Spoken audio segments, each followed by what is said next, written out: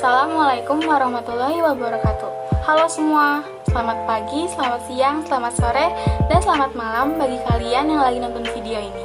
Perkenalkan, nama saya Nadir Sifayati Setiadi dari kelas 11 OTKP 2 SMKN 25 Jakarta. Di sini saya akan menjelaskan materi mengenai hormat dan patuh kepada orang tua dan guru untuk memenuhi salah satu tugas keterampilan di pelajaran agama Islam. Materi yang akan saya jelaskan yaitu seputar pengertian hormat dan patuh kepada orang tua dan guru beserta dalil yang terkait di dalamnya. Lalu kita akan membahas juga tentang perilaku hormat dan patuh kepada orang tua dan guru.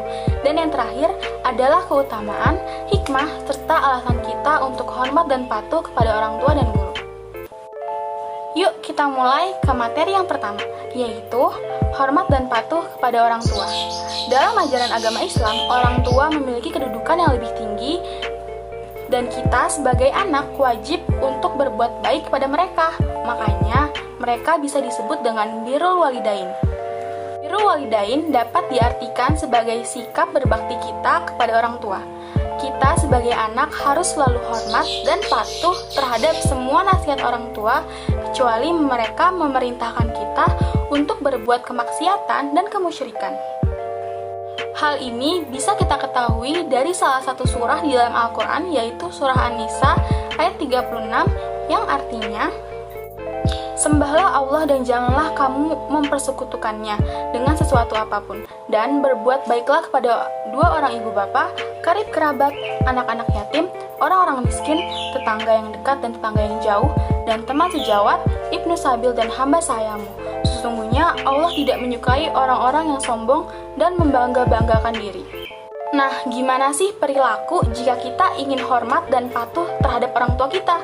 Yang pertama, jika orang tua kita masih diberi sehat dan masih ada di samping kita sampai saat ini, kita bisa mendengarkan semua perkataan mereka dengan penuh hormat dan rendah hati. Lalu, jangan lupa untuk membantu pekerjaan orang tua kita ya, seperti membersihkan rumah dan menjaga adik. Jangan lupakan juga untuk selalu meminta doa restu kepada mereka. Namun, jika orang tua kita sudah dipanggil lebih dahulu dengan Allah, bukan berarti kita nggak bisa berbakti kepada mereka ya. Kita bisa menyambung tali silaturahmi dengan kerabat orang tua, lalu melanjutkan cita-cita orang tua kita, dan mendoakan mereka, meminta ampun pada Allah Subhanahu wa Ta'ala. Dengan cara tersebut, kita sudah termasuk dalam anak yang hormat dan patuh kepada orang tua loh. Yuk lanjut ke materi yang kedua, yaitu tentang hormat dan patuh kepada guru.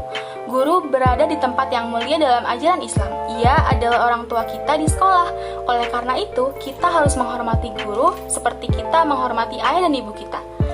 Jasa guru dalam mengajarkan ilmu dunia sampai ke ilmu akhirat sangat berarti, mencerdaskan kita untuk mendapatkan kehidupan yang lebih baik. Walaupun jasa mereka tidak bisa ditandingi, namun kita bisa membalasnya dengan beberapa sikap hormat dan patuh, seperti yang pertama, menyapa dan mengucapkan salam saat kita berpapasan. Lalu yang kedua yaitu memandang, mendengarkan, serta menyimak dengan baik semua ucapan guru. Dan yang terakhir adalah mengikuti pelajaran dengan semangat, sopan, dan tenang.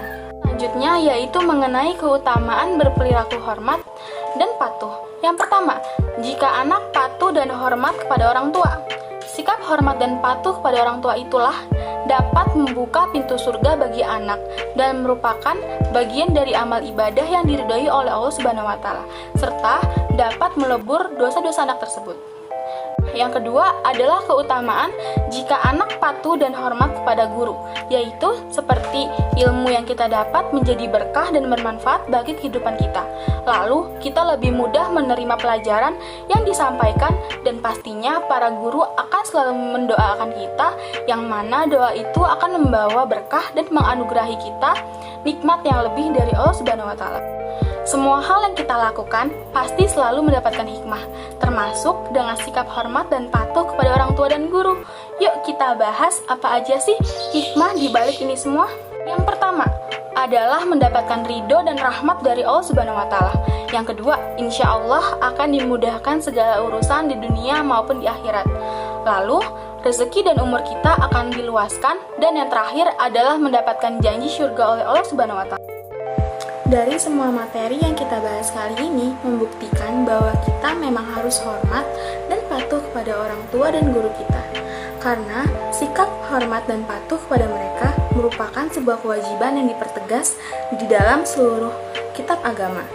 Terlebih jika kita lihat dari perjuangan orang tua dan guru dalam membesarkan kita dan mendidik kita sampai berada di titik sekarang. Bentuk perjuangan mereka sangat berarti dan sudah semestinya kita hormati dan kita patuhi. Oke, sampailah di akhir materi bab kali ini. Terima kasih saya ucapkan kepada kalian yang sudah mendengarkan. Mohon maaf jika ada kesalahan dalam pengucapan. Saya Nadir Sifayani Setiadi, pamit undur diri. Wassalamualaikum warahmatullahi wabarakatuh.